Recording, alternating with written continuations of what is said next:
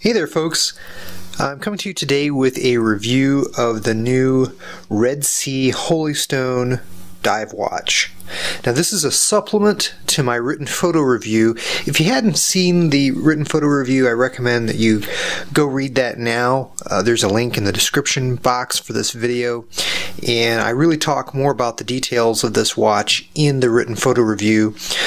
This supplement, I'm just going to show you a few other things and get some video footage of the actual watch to kind of give you some more information and help with the buying decision. Let's talk about the packaging for a second. Here's the actual watch here, and we'll get back to that here in a moment. But pretty impressed with the packaging. Again, RedSea is a brand new company, and if you've never done anything entrepreneurial or done a startup company, started something from nothing, I've done it. I know how hard it is, but a watch company in particular is extremely difficult. You need some good financial backing. You need some good industry partners to lean on in terms of supply chain issues. There's just so much involved in terms of the logistics of actually bringing a watch to the marketplace. And kudos to RedSea for, in this inaugural watch model that they've brought to the market, they've really done most things right. There's very little you can criticize them for with this watch. Here's the warranty card. Very nice warranty card. As you can see, mine is in this limited edition of 75 of the Holystone. Mine's number 28. It is in the stainless steel finish. Shows a purchase date of July 21st. I was one of the pre-orders for this particular watch. Set that off to the side. Now, in addition to the metal bracelet that you saw that was on the watch a moment ago, the Holystone does ship with a couple of other, three actually, straps. You get two NATO straps, one black, this real attractive red and black NATO strap, and a nice rubber dive strap.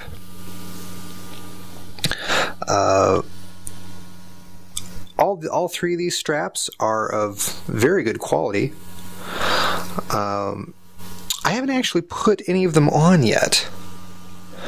And if you're wondering why that is, it also comes with a couple of extra spring bars, which is really nice when you've got additional straps. But I'm going to be honest with you.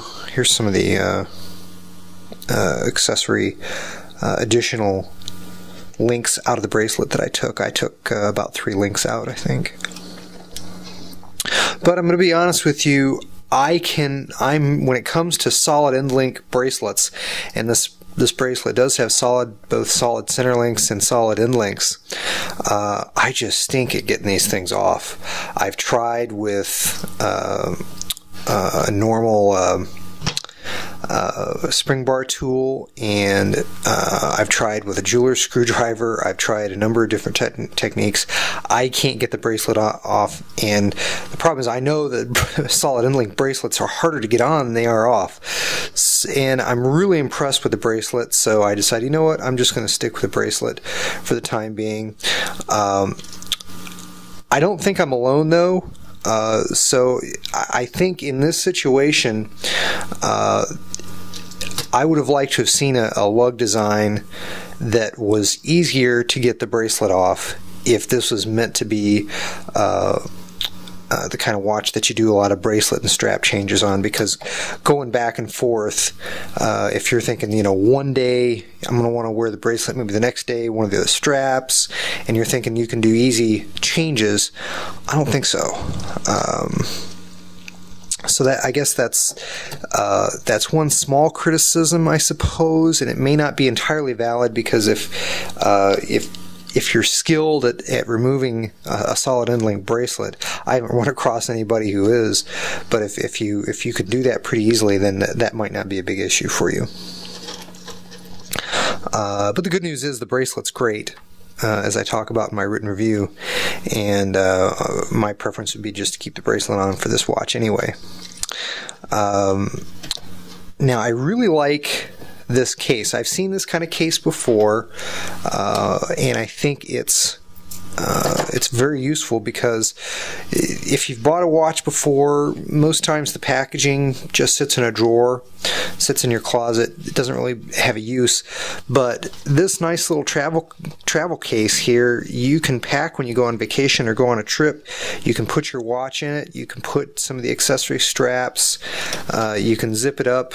And you can throw this in your luggage. It's well padded. It's going to be a great travel accessory. So kudos. I really do like this. If you're a diver, you're probably going to be traveling to a lot of different places for dives.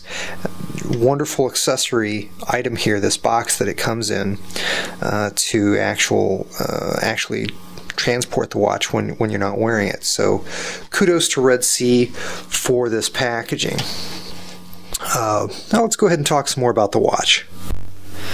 Okay folks, we're back. I've got the macro lens on my DSLR so we can get some close-up video footage of this RedSea Holystone, and I really like this watch, and I'm really happy for the guys at RedSea. I mean, as I said before in the last segment, a startup company in the watch business, extremely difficult to do, and they have done so much right and so much better than so many other companies that are out there that have been making watches for years.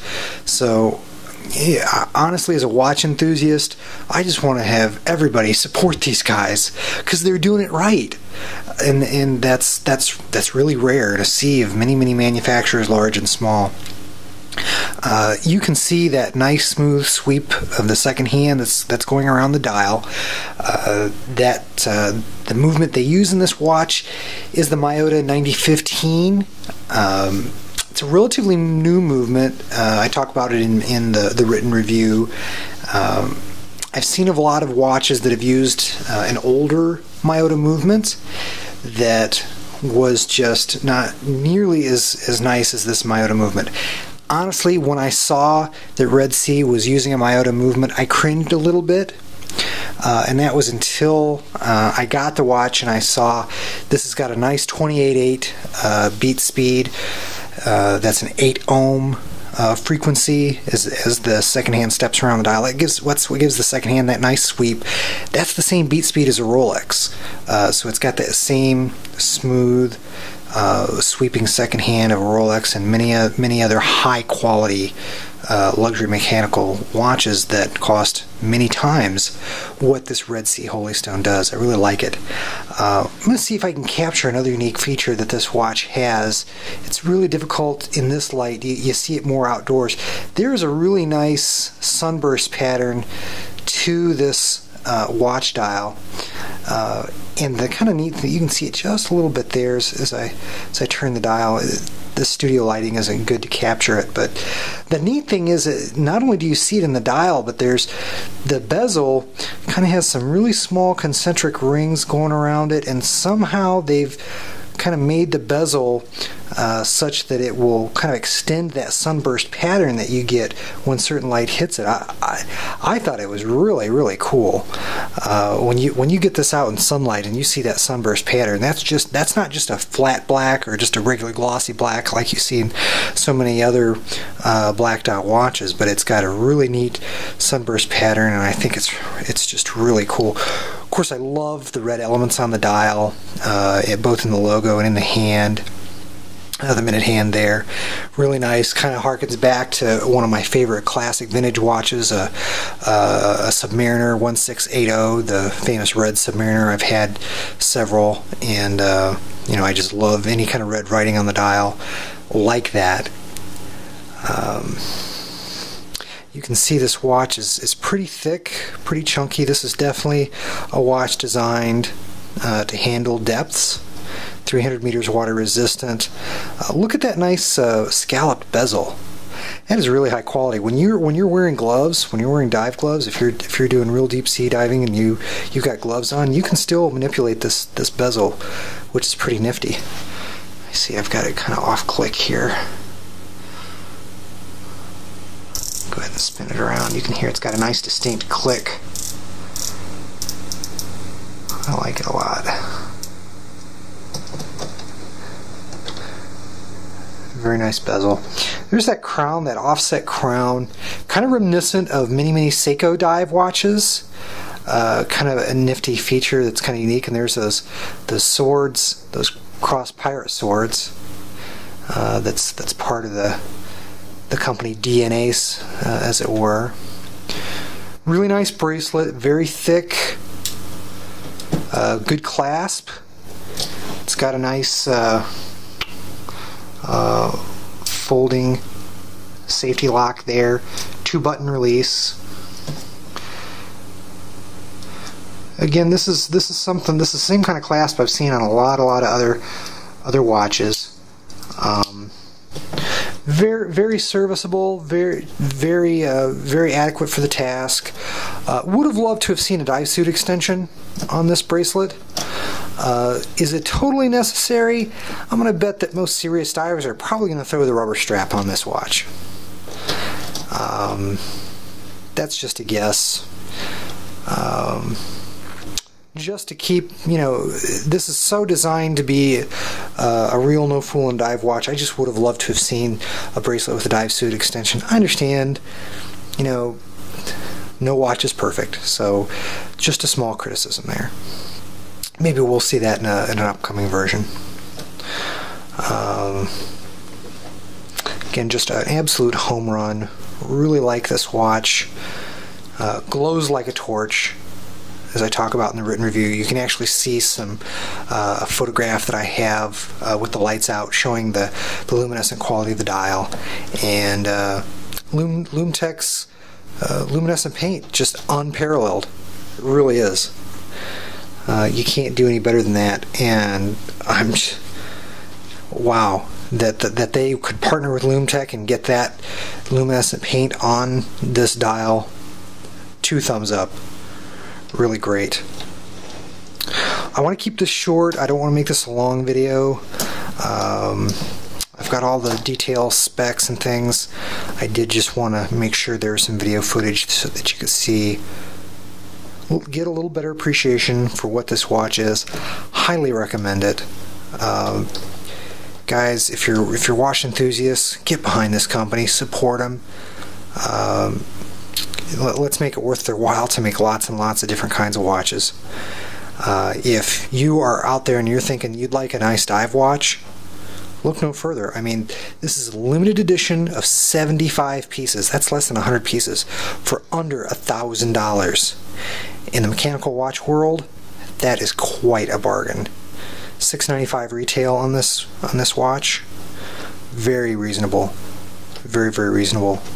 And I hope they're not sold out by the time I get this video review out there, because 75 is not a lot of watches. I actually don't know what they have in stock right now. So of course they are coming out with the 6-pounder very soon, which is another dive model that they've got. I'm hoping to get my hands on that one as well. This watch, as well as the 6-pounder, has both a stainless and a PVD version, and I really think I'd like to get one of those PVD versions. I normally don't care for an all-black watch like that, but the more I've seen pictures of these online, the more I've thought, you know what, that 6-pounder in black, I might have to pick one of those up. Anyway, I hope you've enjoyed this video. I hope this has given you a better feel and understanding for what this watch has to offer, because it's quite a bargain. It's quite a watch. If you have any questions, Watch Talk Forums, which is my website, my community for watch enthusiasts. We actually host a discussion forum dedicated to RedSea. When I found out what these guys were about, I came to them and I said, guys, I want to give you a home on Watch Talk Forums. And we've made it happen, and I'm hoping that all the RedSea owners will come together and show pictures of their RedSea watches in the forum, and that we can get a real strong community of passionate RedSea fans coming to Watch Talk Forums and sharing about their experiences with these fantastic watches, and this great couple of guys, just a couple of Midwest guys, kind of like me, except they're smart enough to make a watch. I'm not. I'm just smart enough to take pictures of them. So, you know, my hat's off to them for all the hard work that they've done. Take care. God bless. Please subscribe to this channel. Lots more watch reviews coming. We'll see you in the next video.